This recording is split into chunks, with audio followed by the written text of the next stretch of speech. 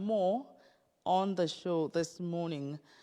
The International Conference Center, Oka, Anambra State, was filled to the brim as the state government hosted investors from around the globe. The great event took place on Thursday last week, the 7th day of September 2023. And the event was tagged Anambra State Investment Summit 2023. And in the studio this morning, we've been joined by a public affairs analyst to help us take a look at the event, what actually happened at the event. And of course, it may interest you to know the reason for hosting the event in the first place and what the state stands to gain. Because one thing is holding an event, another thing is the outcome of the event. And we are glad to welcome to the studio this morning, Jude Emecheta. Welcome to the studio, sir. Thank you. Good morning. Thanks for having me. All right, you're welcome. Now, you were there at the center last week, Thursday. Live, yes. You know, now I think the Anambra and even people watching us around the world would like to know what actually happened, first-hand information as somebody that was at the event. Thank you very much. Let me start by, first of all, congratulating Mr. Governor for that feat. And thank his strategic team also, because if you look at what happened in that summit, you know that the governor assembled a great team that are working with him. I'll give kudos to Mark Okoye, who is the MD of ANSEPA. First of all, when you look at the organization of the event itself, you begin to understand that there is a team. So there is a team. It was a fantastic organization. That is one. Then let me go to the summit proper. Mm-hmm. You know, it's quite interesting that when you listen, if you were there, you know that Professor Soludo came prepared to govern Anambra State. Mm-hmm. He came prepared. He didn't come to gamble. His vision, the trajectory is very, very clear to everybody, and what he's doing and what happened in that summit.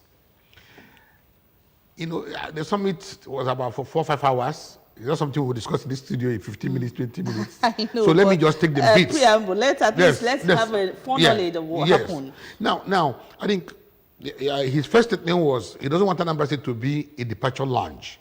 He wants Anambra State to be a destination lounge. That's why he's asking investors to come to Anambra to come and invest. Before then, he had invited more than 300 importers to the same ICC to discuss how do you bring these people you import from to come and put these industries here in Nigeria, in Anambra State. If we take it from there to what has happened in that summit, let me take the bits.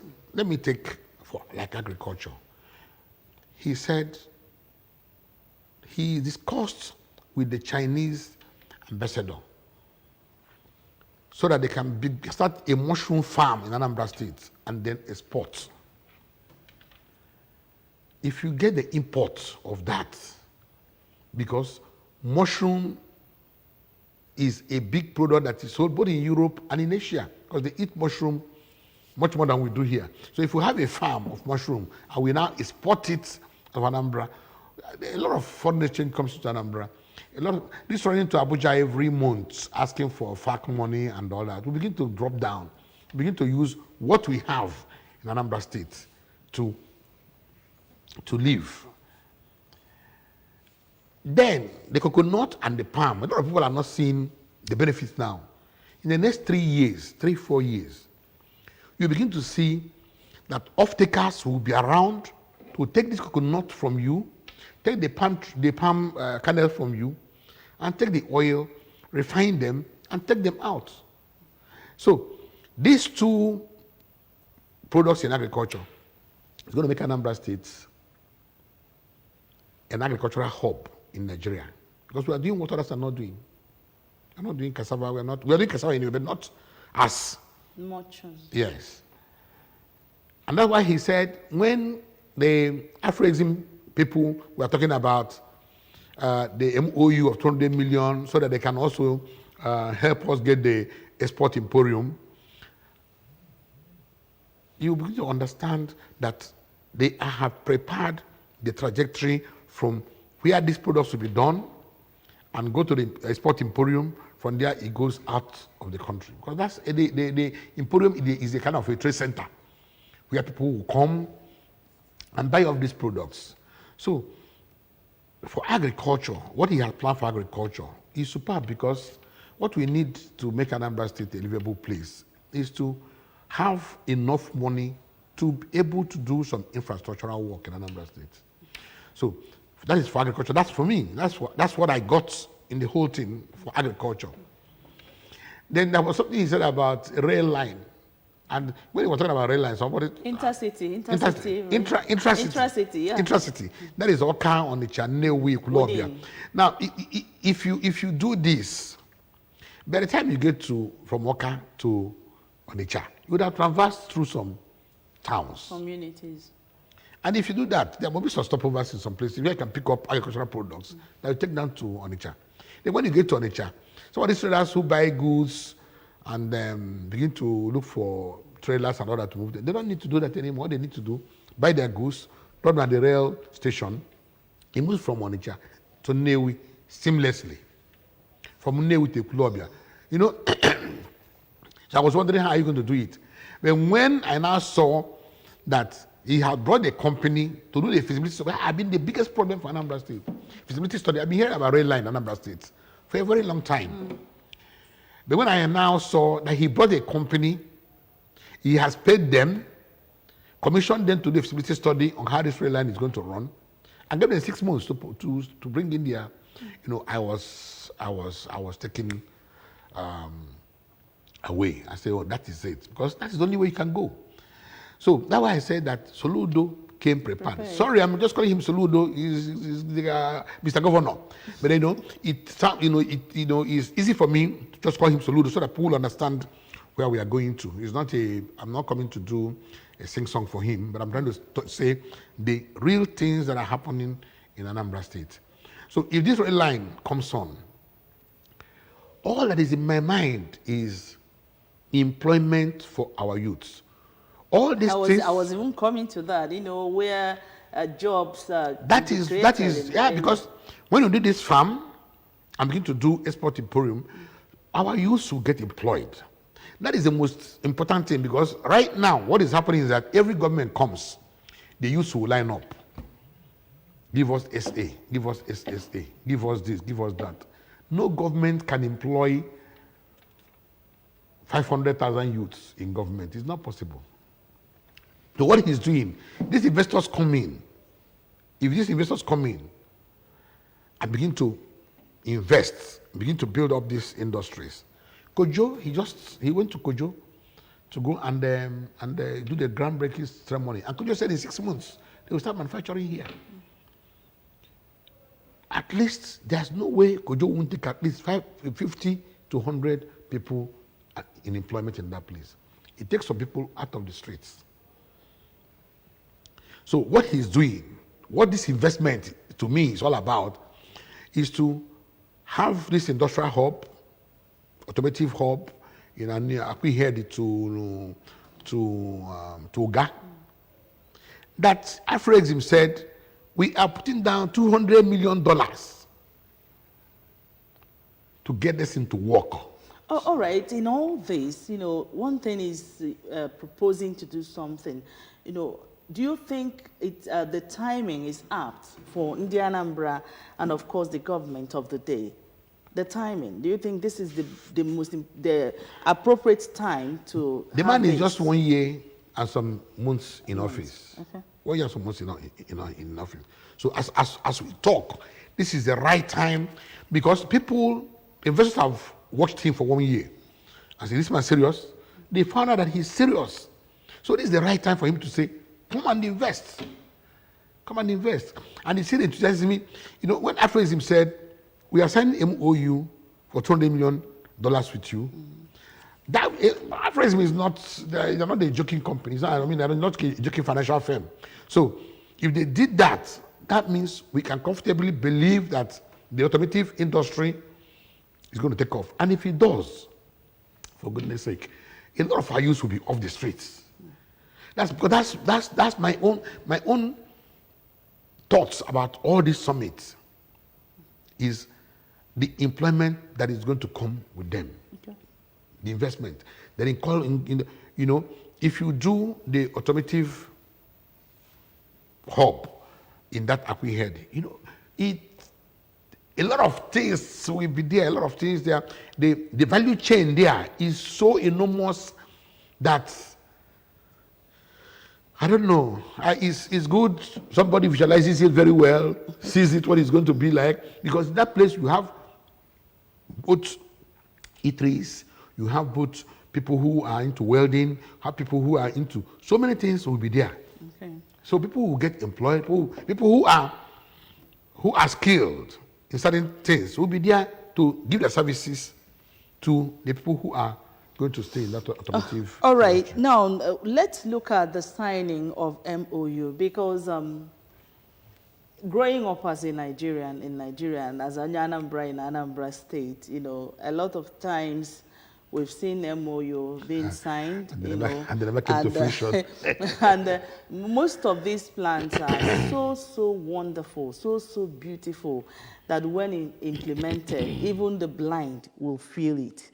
Now, how do you think, or do you really think that these MOU that have been signed, will take effect immediately and would serve the purpose, with which it is being signed?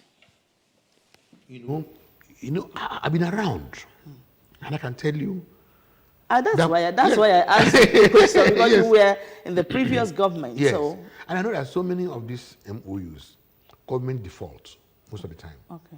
Government Government defaults in playing their own parts. So the most of the time the MOUs are stalled.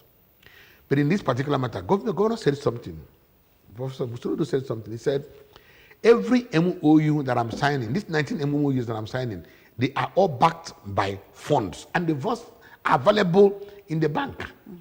That if the other man, of course, before they agree to sign MOU with you, that's why I like ANSIPA. Before they sign any MOU with you, they would have investigated you. You would have brought proof that you have that fund to do that project before government to back it up with their own and say, let's sign MOU and let's start. So most of the MOUs he signed has a timeline. It's not an MOU that says forever. They have a timeline. So you must, after signing the MOU, you must adhere to your own timing. It's like what he told the Chinese ambassador. We'll give you a village where you can build Chinese town. Okay. Before he said that, they were already acquired land. That, Mr. Ambassador, if you're ready, that's the land. No, so those are the kind of, this governor I have seen two of them. I've seen the two previous governors. And I know that this governor has passion, has so much passion, he has the energy to drive most of the things that he's doing. If you see the way he was talking, you can feel it. You can feel that he's not come to joke. So it's not about speaking grammar, he's an economist, he spoke grammar. No. Everything he said was backed up by proofs. By proofs. I'll give you an example. If you watch what is happening in EEDC distribution of power, Okay. you will find out that there is a lot of improvement in power supply distribution in Anambra State. There is a lot of this. I've asked questions around because I really want to know this MOU by EEDC. EEDC is the distribution company, not the transmission company. So each time you have a problem about power distribution, it comes from the transmission company. That's the problem we have. So the transmission company can give EEDC enough power, they will distribute better. But right now, I was somewhere in Udoka yesterday. the light went off. And we're asking, go and put the generator on. I said, so just in the next 5 minutes, this light will come back. And just like that, within 5 minutes, and I said, the guy said, it's been like that for some time now. So that's an improvement. I've also tried to speak to the Commissioner for Power for Anambra State. Okay. He's working good relationship with EEDC. So he is on top of whatever is going to make power fair in Anambra State. He will go to EEDC, discuss it, and they get it done. So I think the governor has done so well in terms of what he has planned for in the Anambra. The summit is quite great for the Anambra. Quite great for the Anambra, because these investments, I'll give you one example. There's an Anambra man who has a soap, noodle, toothpaste factory in Lagos. People who came to do these things are technical partners, the owners of those products in Indonesia. They brought it to Nigeria, fortunately to Lagos. Then there was dearth of road infrastructure in Anambra State. And I said, how do I bring my trailers to bring these things to Anambra State? There was no power. Then, if you remember, there was a time, if you must run, it must be on diesel. The man said he cannot cope. But now, he is solving some of these problems. Remember, he also said they are trying to work on a gas pipeline to go to that automotive industrial hub, so that the companies there won't say anything about power. They will have direct power supply. That's what makes Ikeja, Ogun State, Ikeja, Ogun axis. The industries in Ikeja, the industries in Ogun run on gas. That's why they are making profit. That's why they are there, So if we can do that in Anambra, we have the gas. All we need to do is to get a company that will move the gas for us to those automotive. All right. Now, talking about investment, that is one aspect. Then another aspect is ease of doing business, which I think came up in this investment summit. Exactly. And when you look at Anambra State, for the past 2-3 years, we've been bedeviled by insecurity, which something positively has been going on for some time now.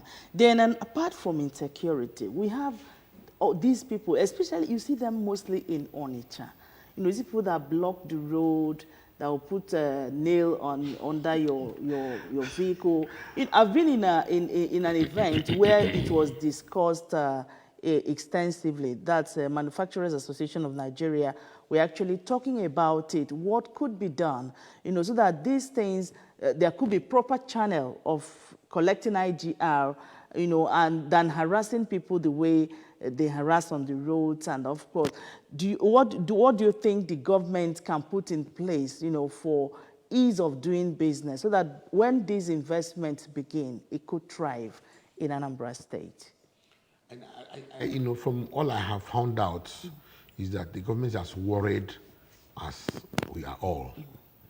Particularly the Onitsha axis has become a very big problem for Anambra State. And the governor has not been sleeping over it.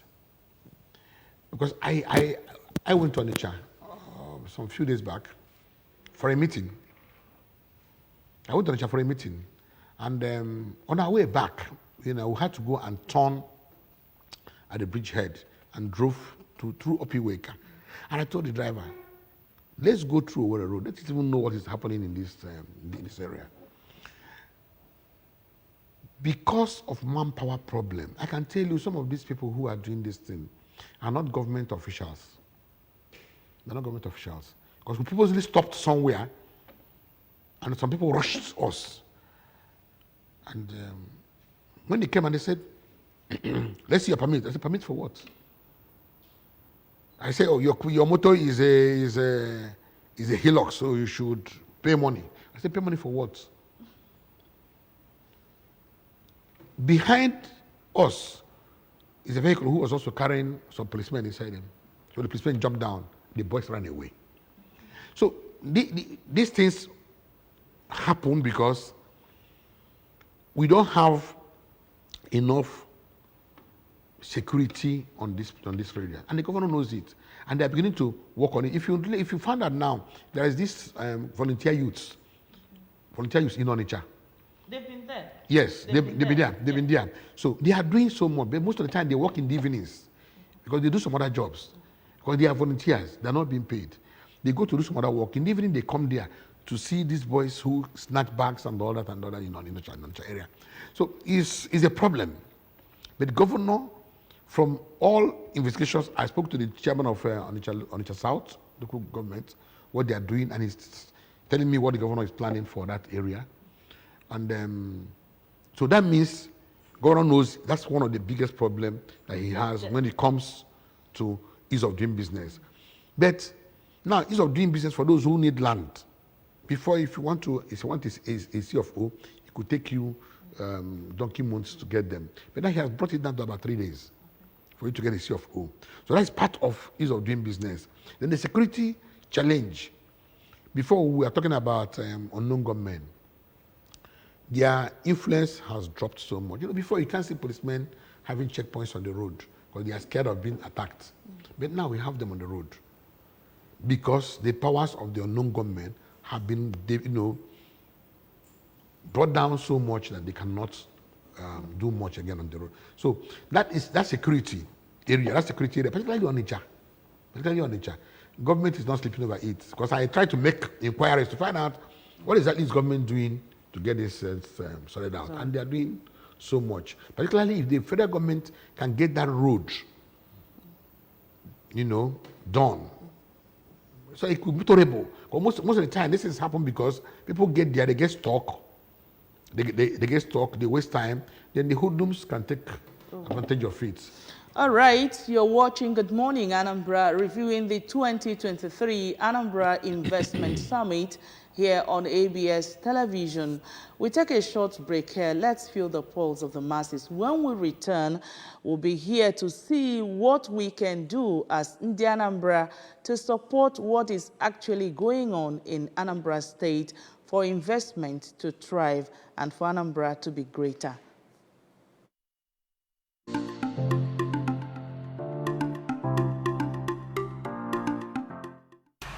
Anambra State, which was part of eastern Nigeria and part of the East Central State, and now Anambra State.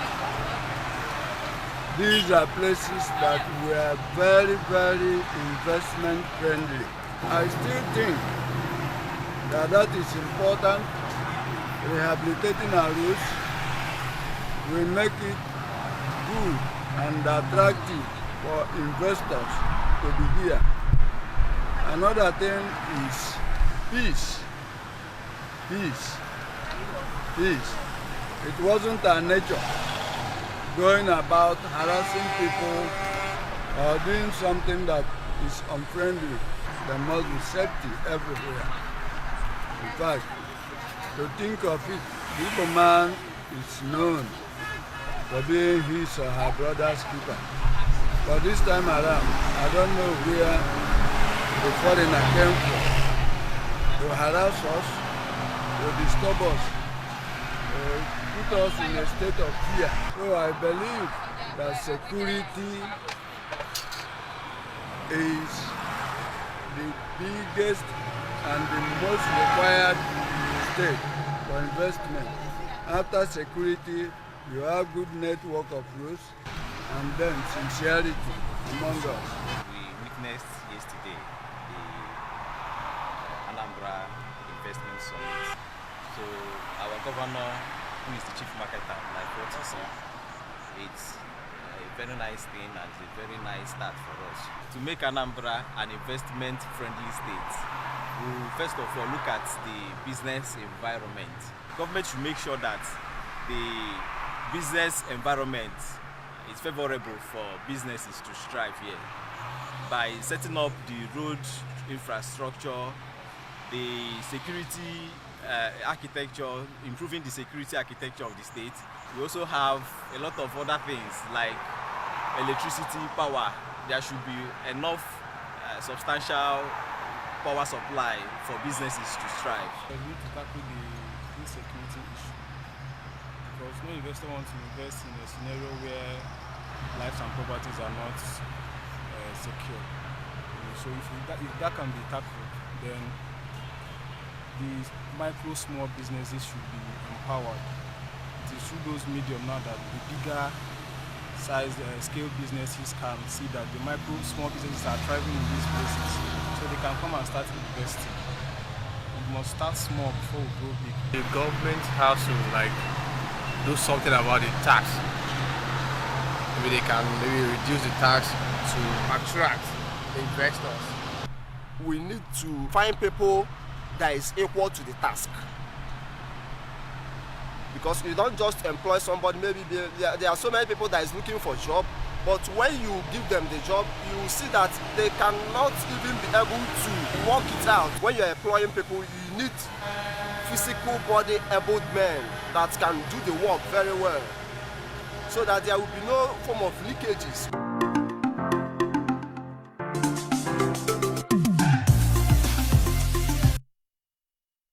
All right, we've felt the pulse of the masses. The Anambra have spoken, what they think could be done for investment to thrive in Anambra State. I'm still in the studio with Jude Emecheta talking 2023, reviewing the 2023 Anambra Investment Summit. We've really talked a lot about what the Investment Summit was all about, people that came and what the governor have in stock, that the governor is actually prepared to govern the state.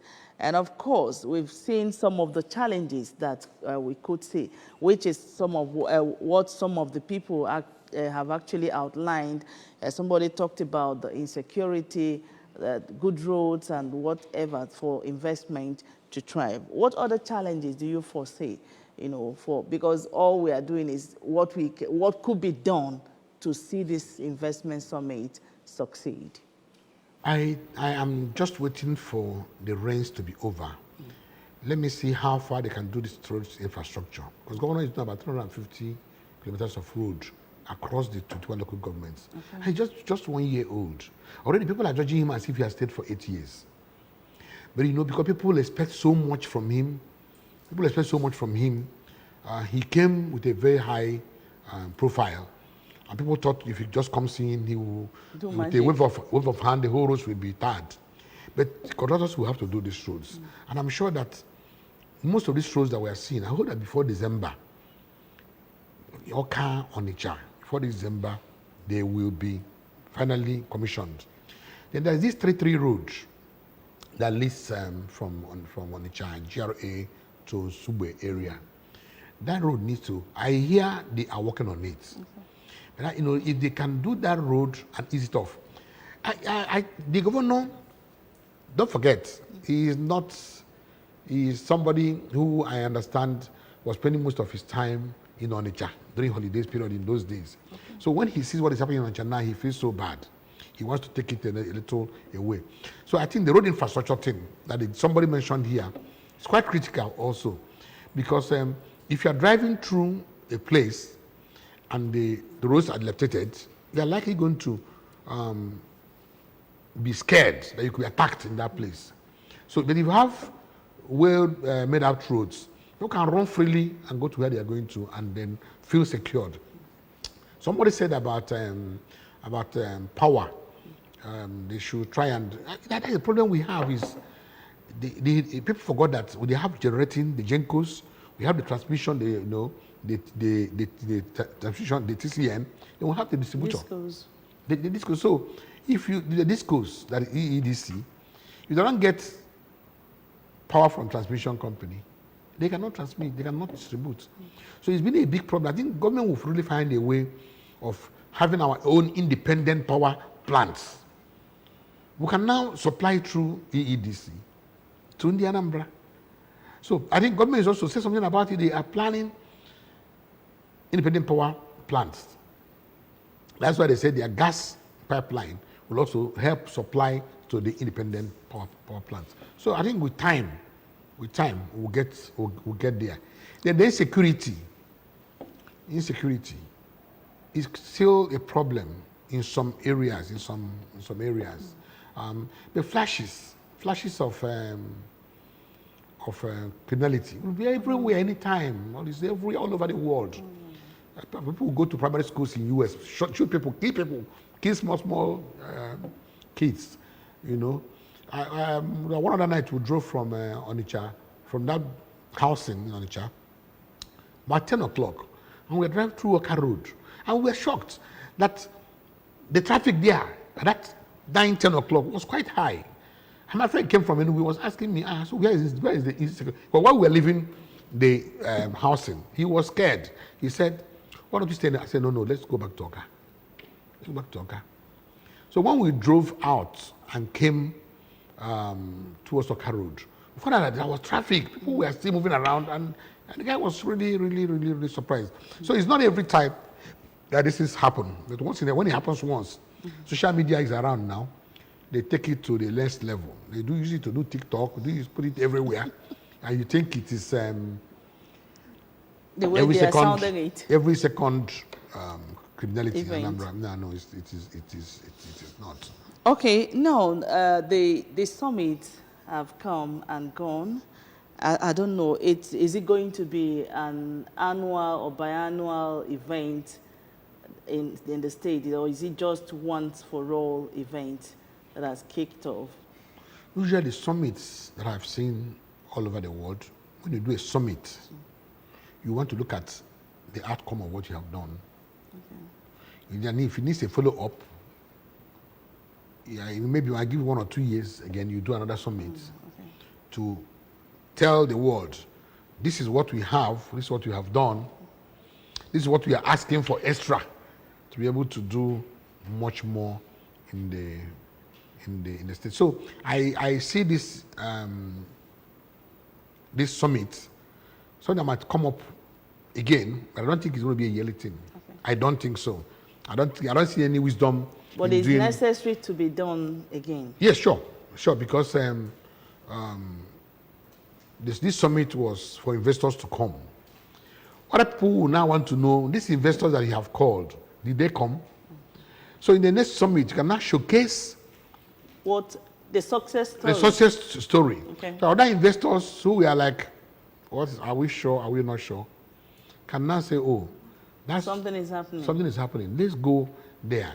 Because if you are an off-taker for palm oil, for example, and then you now hear the last summit that somebody bought machines and is taking away all the palm oil in Anambra State, and the person make so much money. You want to come and share in that investment. So whatever we do now, particularly this rail line, if in the next 6 months the feasibility study is done, I'm sure around the world a lot of funders will be interested, because it's going to bring back, if you spend $2 billion doing this rail, you get it back in Anambra State, because we have the numbers here. The numbers are here, and we are surrounded in the north, the whole of the southeast, south. We have boundaries with all this. So it's easy for somebody to say, oh, if I stop in Oka, I can do my business around Anambra and go back without having to run on the roads. You do your rail line and then go, do your business and then go. So it's going to be a very huge profit for both Anambra and investors also. All right, now on a final note, what do you think an average Onyanambra could do to support what the state government is doing currently for investment to thrive in the state? First of all, I'll ask the Anambra businessman to show by bringing something home, so that, because if you don't say who you are, so the Akulono mantra is still at work. It is the best, because when somebody knows that you have invested so much money in your place, they'll say, "Oh, then that means the place is okay for investment." That is why, and then approach also help protect these investments. You don't become part of people. Somebody wants to come and invest, and you begin to tell him to pay land fee to the youths. It doesn't make any sense. All right, we can go on and on, but that's too much we can take, or time could allow us on Okay, sorry about that. I think we are still on, but we have to take a short break at this point. The program returns after now. Do join us again.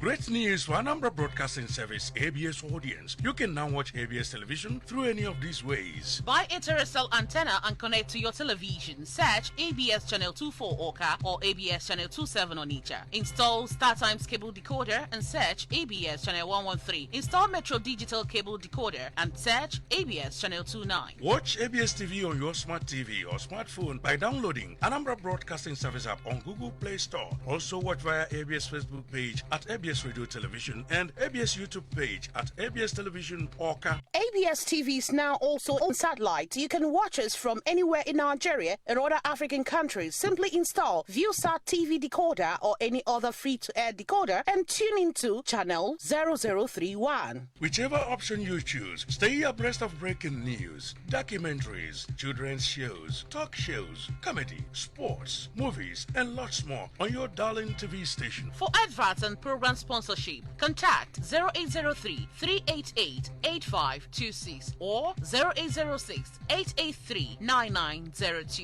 ABS, Heartbeat of the East.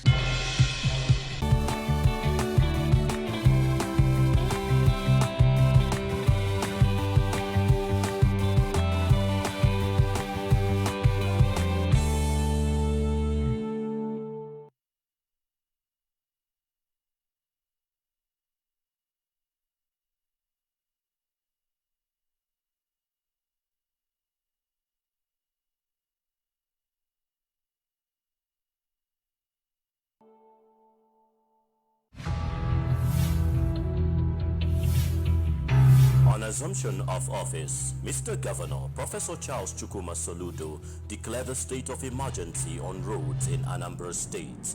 He has since turned the entire state into a construction site.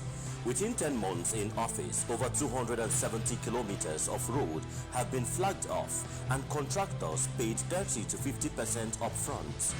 More roads are also being constructed and they will be done with tax money. Please join hands with Mr. Governor to give us more smooth, slicky roads in Anambra State. Remember, better soup na money killer. Nnukwu ano kpata nnukwu nkwu, obele ano akpata obele nkwu. Please pay your tax as at when due. Maka Odimma, Anambra State. This message is from Anambra Broadcasting Service, ABS.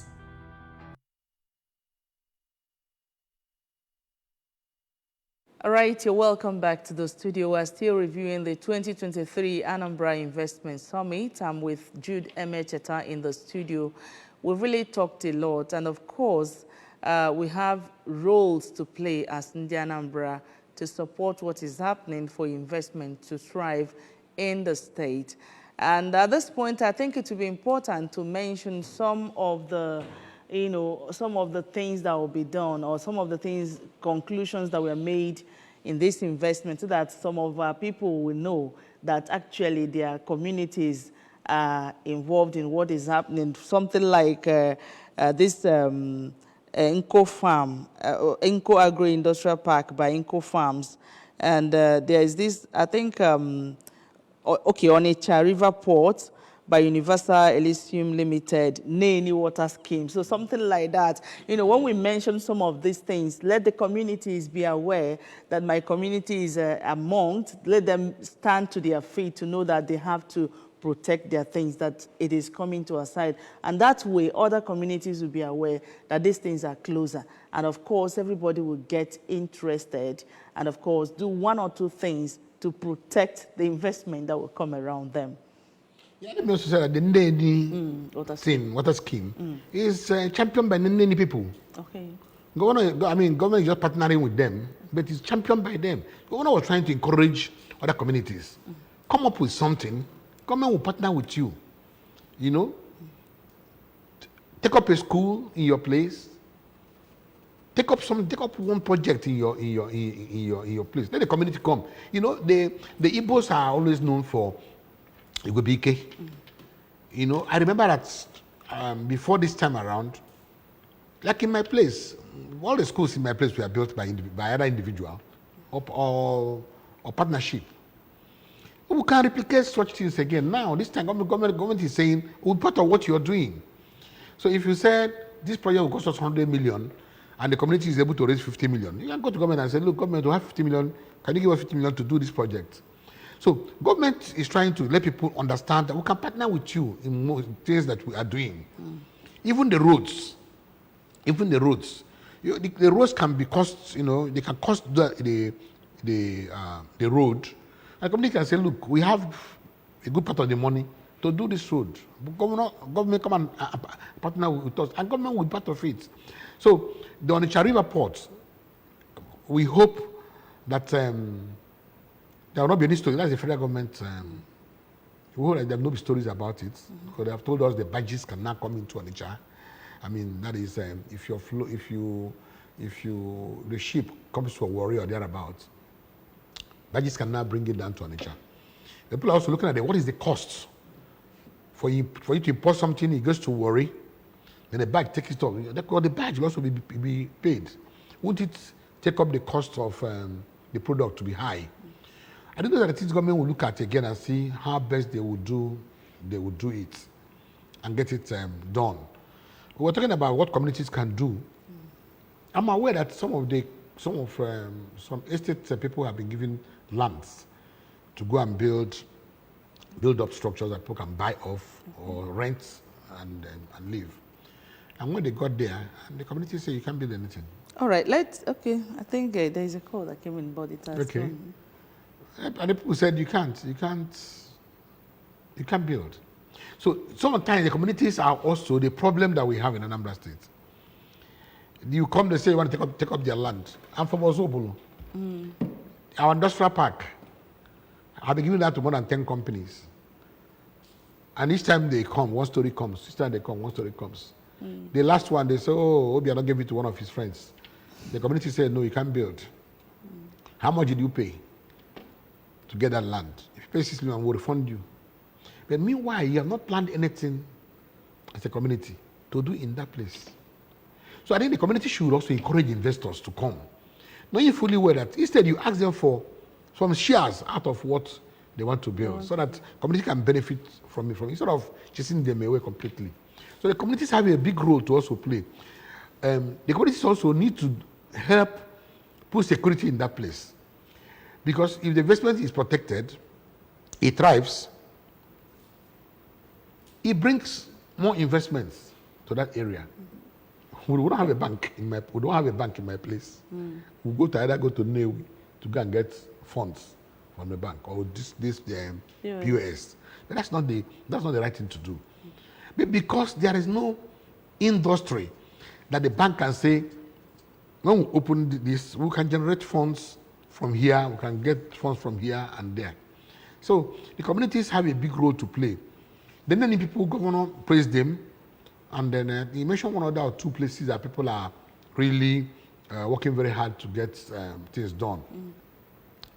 The Obaru axis, government, I hope that, because I read one time that the bridge that gets down to Somari is broken down, and the road has cut off. Such agrarian areas are the areas government will look at and see how they get things done there, so that produce can come off in those places. Because these are people who farm yam, vegetables, they have fish, and they have motorable road. They bring this out cheaper, than to say you carry yam in a boat from Osamari to Onitsha. It's quite expensive. All right. Now, you've been part of the previous government and two previous governments, let me put it that way. And the truth is that some of these MOUs that have been signed, not all of them see the light of the day. And of course, something actually happened that made them not to see the light of the day. Could you, prefer to this present administration what could be done to see that none of the MOU signed, is relegated to the background, so to speak, what they could do to see that all of them works. Because the purpose for signing the MOU is that they want something to happen. So what could be done to see that it doesn't fail in any way? Let me go back to the last administration, some of the MOUs. Some of the MOUs were signed on trust. Okay. Now, Mr. A said he had $500 million to put in Anambra State, and the governor trusts them, signs MOU with them. I remember that there's one particular one that wanted to bring in a truck assembly plant in Anambra State. What happened to him, at the time these things were signed, dollar shot up. Okay. So the amount of money he had budgeted for this thing depleted. Because if you have budgeted 2 billion naira at the rate of maybe 400 naira to a dollar, and the dollar now shot up to 700, it means that the investment you have has already cut down by almost half, and you cannot do it anymore. So these are one of the challenges. But I think this MOU, this governor, when you have somebody like Professor Charles Soludo, he is very, very meticulous. All these MOUs are not signed for the fun of signing MOUs. That's what I said. I said, they first of all make sure that this our MOU is bankable. What do you expect from government? It's like all these contractors who have been given roads to build. Their monies are. I had to go to Accountant General to go and ask. It looks like if we don't have money to pay again, no. And he said, no. Every contractor, every road we have awarded, the money is safe in the bank. That if you, as you go along, you bring certificates, we'll pay you. You don't need to go back to governor to pay you. You bring certificates, and the Minister of Work says he has done it. He pays. So this MOU the man is signing now, he's not signing them because he wants to have the clegg lights. No, he's signing the MOUs because he is actually sure that your money is bankable. And he has his own part of it to pay. And he will tell you, this is my own. It's here, it's available. So you keep your own. Let's sign this MOU so that we can begin to work together. So these 19 MOUs that he signed, I am 100% sure that they will sail through. Timing because of technicalities can happen, because there are some of these MOUs that you need some technical jobs to do before we start to work on them. So I think it is all these MOUs are MOUs. I'm very, very sure that they will sell out completely. I'm looking at Afroism Bank cannot come and sign MOU with you for the fun of signing MOU. The chairman, the president of Afroism from Anambra, from I think Nobi, and he knows what is here before he went into that MOU signing. So I don't think they will fail us. I don't see them failing us. I see them walking their talk. All right, you've heard it. According to the governor, that Anambra State is ready for investment and is assuring us of doing everything possible as a government to put in place all the necessary support and encouragement. And we tell you here that everyone in Anambra, Obuna, we have a role to play to make it work. We'd like to thank you so much for being here, Jude Metata. Thank you for having me. All right, that's how it's been on this morning's episode of Good Morning Anambra. Let's do this again tomorrow. Goodbye.